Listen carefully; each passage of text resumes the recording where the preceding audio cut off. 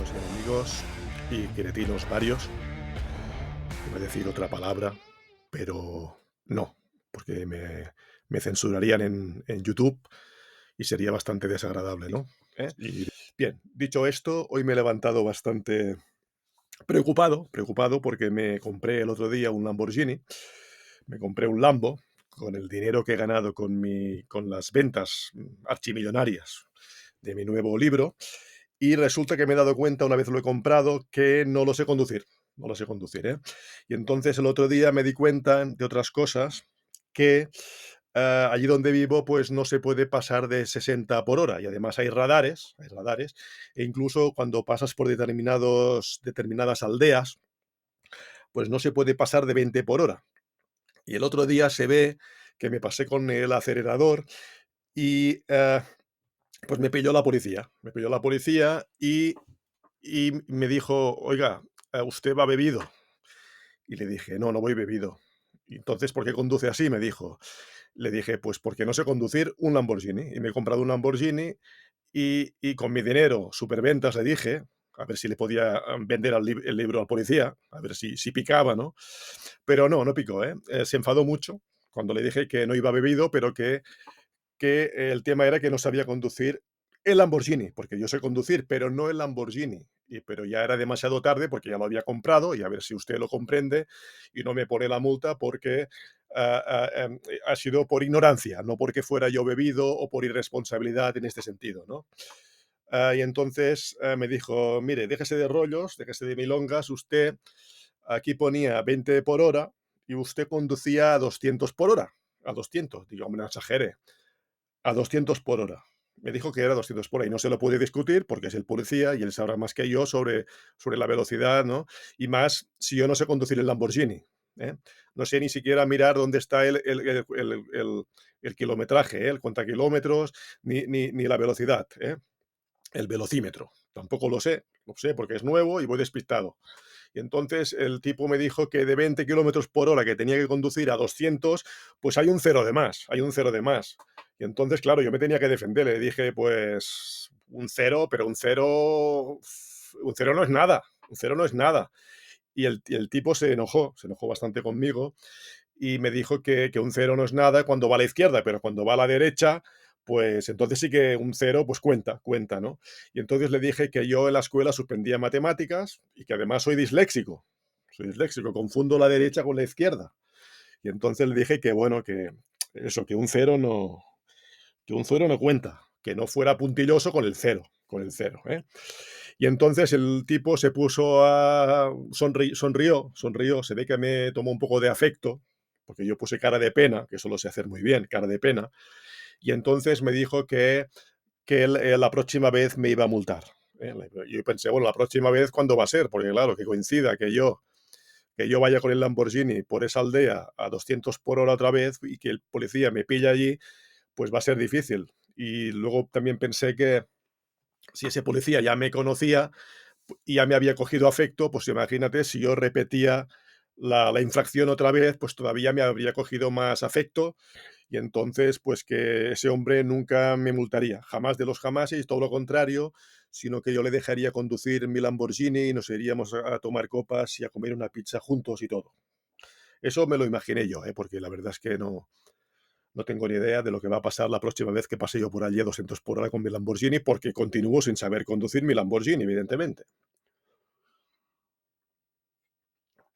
Bueno, dicha toda esta solemne tontería que no viene a cuento de nada y que además va a hacer que yo pierda visualizaciones, porque es lo último que hay que hacer, contar chorradas y sin ir al grano sobre lo que uno ha prometido que va a hacer en este vídeo, paso a hablaros sobre más aspectos del eneagrama que os quiero contar aspectos que se prestan a confusión y como a lo largo de la semana voy leyendo tonterías de la gente, pues entonces me las apunto en la cabeza porque nunca las escribo, porque si las escribo luego no me acuerdo dónde lo he escrito, porque soy un desastre caótico y a mí no me sirven de nada las agendas, porque las agendas son un caos, son un caos. Y pierdo más tiempo buscando lo que he escrito en la agenda que intentando buscarlo en mis archivos mentales que están más ordenados que mis agendas. Es una cosa muy extraña, pero eso me ocurre a mí, me ocurre. Entonces, de esas tonterías que yo recopilo a lo largo de la semana, pues elijo unas cuantas para contaros, esas tonterías que son categoría en el sentido de que son cosas básicas sobre el enneagrama que no se entienden bien, ¿no? Entonces, por ejemplo, el otro día oí decir, ah, eso de los viscerales que están en el control, y por ejemplo, se puede traducir, pues yo qué sé, un señor que va y tiene manía en colocar los cuadros rectos, si están torcidos. Pues alguien dijo, eso me ocurre a mí, no soy un visceral. Pues toma, claro, también me ocurre a mí, tampoco soy un visceral, soy un emocional y no me ocurre a mí y también hago lo mismo. Y entonces claro, leí, entonces eso le ocurre a todo el mundo, es una cosa genérica. Sí y no. Lo que seguro que ocurre es que no estás entendiendo nada del eneagrama, no estás entendiendo nada. El visceral efectivamente es el del control, y por lo tanto no es extraño que se ponga este ejemplo del cuadro, colocarlo recto, en un 8, en un 9 y en un 1, que son los viscerales, ¿vale? Pero efectivamente, lo puede hacer cualquier eneatipo que no sea visceral. Lo que pasa es que cuando hablamos del control, ya se ve directamente que la persona que está colocando bien un cuadro, que lo está centrando, eso tiene que ver con el control. Y es muy propio de los viscerales. Claro. ¿Por qué lo va a hacer un 8? Lo va a hacer un 8. Pues no tengo ni idea de por qué lo va a hacer un 8. ¿Por qué lo va a hacer un 9? Un 9 pues lo puede hacer, por ejemplo, un 9 conservación, pues para estar cómodo, sentirse a gusto y que todo su entorno está en armonía, y una forma de estar en armonía pues puede ser colocando bien los cuadros y que todo esté bien ordenado, todo bien en su sitio, y esa va a ser la neura del 9, concretamente del conservación. ¿eh? A lo mejor un 9 que no es conservación, lo del cuadro, pues ni lo ve, porque el 9 acostumbra a ir distraído digamos, pone orden en otras cuestiones. Por lo tanto, 2 y 2 no hacen 4. Tenemos que entender la motivación de la neurosis. Y por lo tanto, por eso se habla del control en los viscerales. El 8, control de su entorno inmediato para ejercer el poder.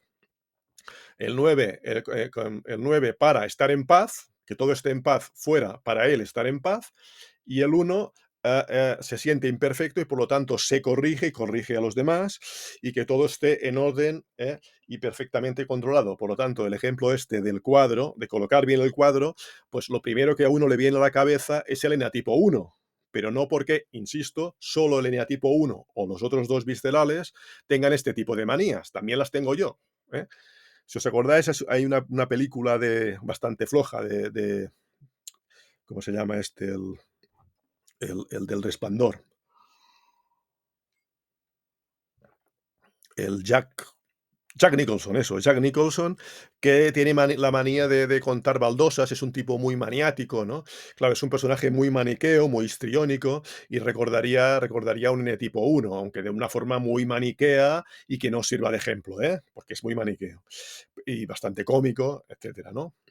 Es un personaje de ficción, y por lo tanto no hay unos matices psicológicos profundos, y sobre todo si la película no es demasiado buena, en los cuales fijarse, ¿no?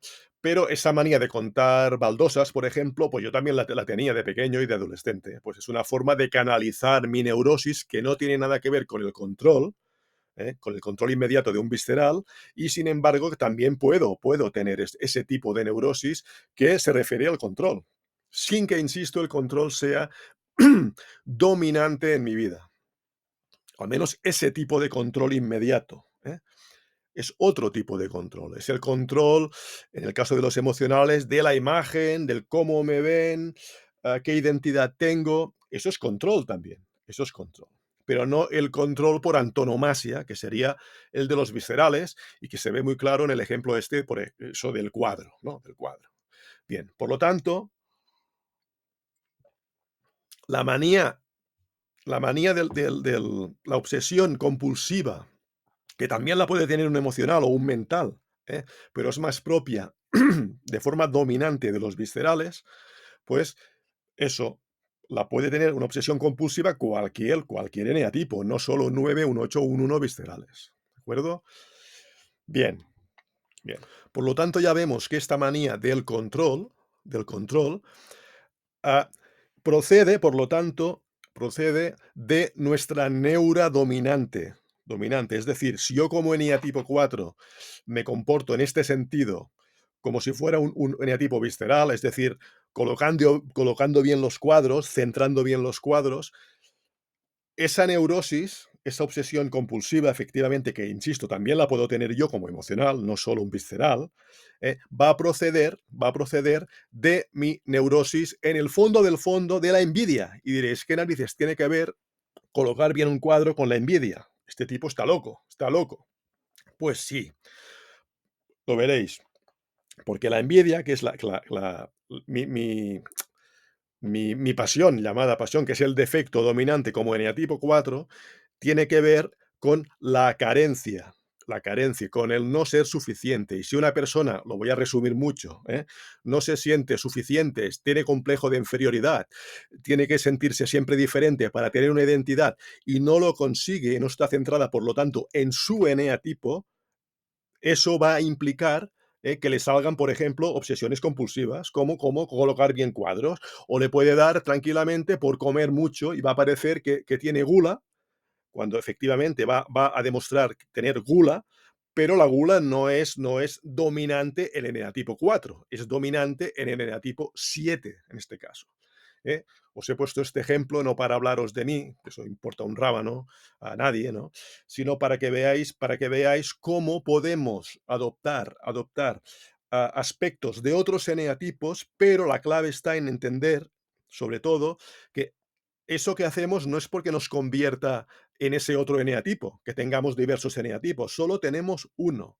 Lo que pasa es que esa neurosis va a manifestarse a la manera de otros eneatipos, pero no porque aquella neurosis, aquella expresión, mejor dicho, de la neurosis sea dominante en este caso en el eneatipo 4, porque la obsesión compulsiva, ya digo, por antonomasia, tiene que ver con los eneatipos viscerales que están en el control y por lo tanto, ya digo, el ejemplo de centrar bien un cuadro, pues se ve muy claramente que tiene que ver con el control y por eso se asocia en principio los eneatipos viscerales. ¿De acuerdo? Eso es importante que lo entendáis, porque si no, como siempre os digo, no estáis entendiendo nada, nada. La manifestación de una neurosis puede coincidir con otros eneatipos, pero procede de tu propia neurosis, no de la propia del eneatipo, en este caso, 981 viscerales. Bien. Luego, otra cosita, aparte. Leyendo comentarios sobre vídeos de YouTube de Enneagrama, ves claramente, pues, cómo, claro, como no puede ser de otra forma, cómo cada eneatipo se defiende. ¿Qué quiere decir? Defiende sin darse cuenta su propia neurosis, ¿no? Y había un chico que hablaba del eneatipo 5 y, entre otras cosas, decía que no, bueno, lo clásico, ¿no? Que se corta de emociones y que es muy torpe en lo emocional. Luego veía ahí un comentario, ya saltaba el ego del 5, ¿no? Un comentario diciendo, mejor así, mejor cortarse de emociones, digo, porque hay gente que tiene unas emociones, decía, muy raras, muy raras. Bien, esto evidentemente es hacer gala de tu propia neurosis 5, que quiere decir la racionalización, que quiere decir justificar, excusar en definitiva tu propia neurosis y creerte haciéndote trampas al solitario de que en realidad tu neurosis, que es la avaricia, en el caso del 5, en lugar de ser un defecto, es una virtud. Es una virtud. Y entonces, fantástico, fantástico, claro.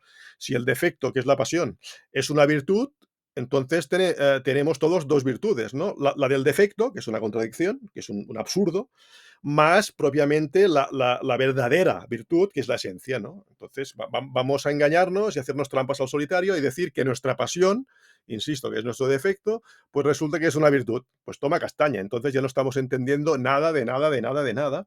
Y ese eneatipo 5 en este caso está demostrando, intentando justificar su defecto, su pasión, precisamente como no puede ser de otro modo, está mostrándonos a las claras cuál es su neurosis y cuál es, si sabes eneagrama, cuál es su pasión que hay detrás de esa justificación de esa neurosis. ¿eh? Es decir, cuando ese eneatipo 5 evidentemente descentrado en este caso, ¿eh? No estoy generalizando en todos los 5 que sean tan necios de hacer estas afirmaciones, evidentemente, ¿eh?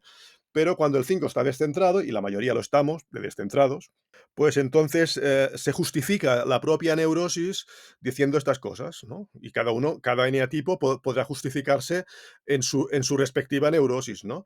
Por ejemplo, yo como 4 podría decir que sí, llevo la contraria o me gusta la diferencia, pues porque todo monótono es vulgar y mediocre y poco creativo, y por lo tanto, por eso soy diferente. Mentira, falso, ¿eh? Falso. Si uno, como en el tipo 4 quiere ser diferente, es por una neurosis. Luego tú vas y lo racionalizas y lo justificas de mil maneras, y lo único que haces es no hacerte ningún favor, porque te estás engañando e intentando engañar a los demás, sin darte cuenta, ¿eh? Entonces, volviendo a ese eneatipo 5 descentrado. Decir, fijaros en su caso, decir, mejor cortarse de emociones porque la gente es muy rara en sus emociones. Bueno, la gente es muy rara en sus emociones, pero tú precisamente cuando te cortas de emociones no nos estás diciendo por qué te cortas de emociones, y en tu caso es por miedo. Y que yo sepa, el miedo es una emoción y además básica primaria, ¿eh? Por lo tanto, no excuses tu neurosis de miedo que hay detrás diciendo que lo haces en definitiva porque eres muy sabio, ¿eh? Porque eres muy listo, y entonces como la gente es peligrosa, que lo es, pero ese 5 también lo es y no se da cuenta, pero tú no lo haces por esto, amigo, ¿eh? Tú no es que te cortes de emociones porque los demás sean raritos o los demás tengan emociones raras, ¿eh? Porque para empezar, tú no gestionas tus emociones, porque cortándote de ellas es como aquel que se suicida, ¿no? Claro, quien se suicida no comete errores, claro. Si en lugar de estar viviendo la vida, que quiere decir estar en mis emociones, me corto de emociones y hago de espectador de la vida, los demás siempre se están equivocando. Pero no te das cuenta de que tú te estás equivocando porque estás en la vida, pero en lugar de vivir la vida, estás observando la vida como espectador. Y por lo tanto, tú no estás en el juego, nunca mejor dicho, en el juego emocional.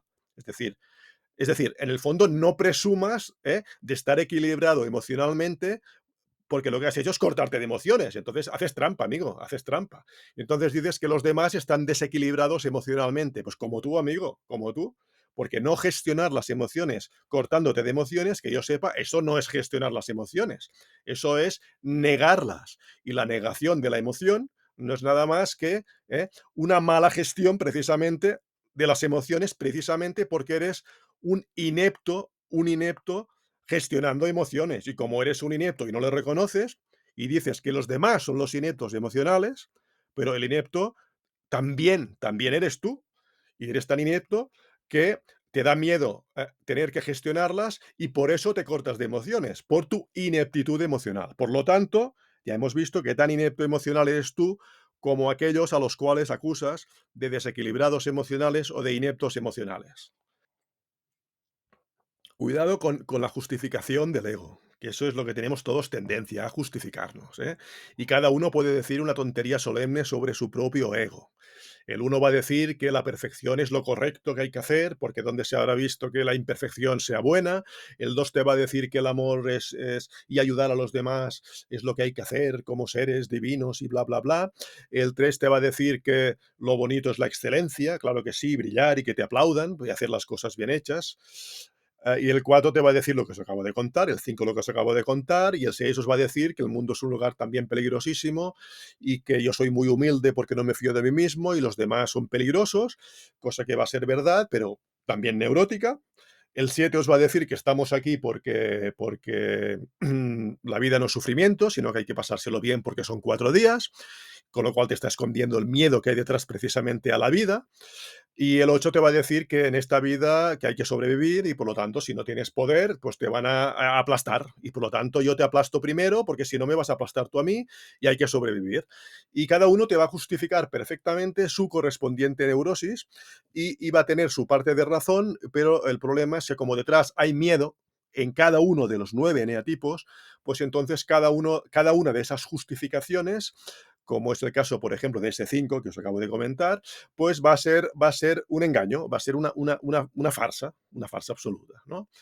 que lo único que hace es retroalimentar la neurosis, justificarla y que la persona, en definitiva, sea infeliz toda su puñetera vida, porque siempre va a estar en el ego y nunca en su esencia, que es como sería verdaderamente feliz, porque, en definitiva, eliminaría bastante de su miedo, que es un miedo, porque lo que nos produce infelicidad es el miedo, el miedo. Como decía uno, a los viscerales hay que decirles, ah, no, no hay que controlar, a los emocionales hay que decirles no hay que demostrar y a los mentales hay que decirles no hay que temer. ¿Eh? Y detrás de esas tres cuestiones, ¿no? No controlar, no demostrar y no temer, ¿eh? Hay el miedo en los 9 eneatipos, ¿de acuerdo? Que es lo que nos hace estar fuera, desequilibrados, fuera de nuestra esencia, de nuestra virtud, en definitiva, de lo que nos permitiría vivir de una forma equilibrada y aquello que llamamos feliz, feliz, ¿de acuerdo?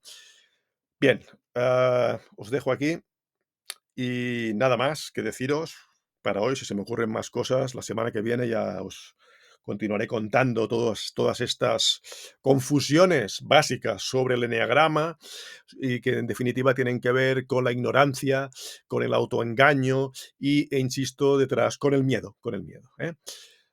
Bien, pues nada más que deciros. Nos vemos en el próximo vídeo.